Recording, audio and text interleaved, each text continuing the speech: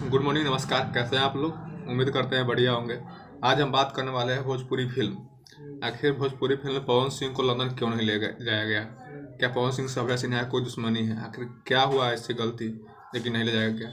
चलिए शुरू करते हैं इस वीडियो को। बन रहेगा अंत तक अगर आप पवन सिंह के फैन है तो, क्योंकि पवन सिंह के साथ बहुत बुरा हुआ है, आप समझ ही सकते हैं। फिर दोस्त, अगर आप पवन सिंह के फैन है तो इस बात से आप नाराज नहीं हो सकते हैं कि पवन सिंह इस समय भोजपुरी इंडस्ट्री में काफ़ी फ्लॉप चल रहे हैं।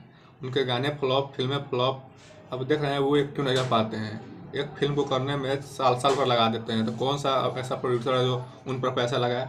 अब समझ सकते हैं कि एक फिल्म के 6 महीने साल भर लगा देते हैं, जबकि खेसारी साल भर में 12 से 13 फिल्में कर देते हैं। एक महीने में 34-35 गाने गा देते हैं। उनसे ज़्यादा मेहनत करने वाला कलाकार अभी नहीं है, तो उनके जगह पर किसी और को ले जाना भी गलत होता है। और हाँ, आप खेसारी लाल यादव के फैन हैं तो आप कमेंट में खेसारी लाल यादव फैन जरूर लिखिएगा, और पवन सिंह के फैन हैं तो कमेंट में पवन सिंह फैन जरूर लिखिएगा। खैर, मेरे नज़र में जो था वो मैंने बताया, लेकिन क्या गलती थी आप कमेंट में बताइए कि पवन सिंह की वजह से क्या गलती थी उनको फिल्म में मौका नहीं मिला।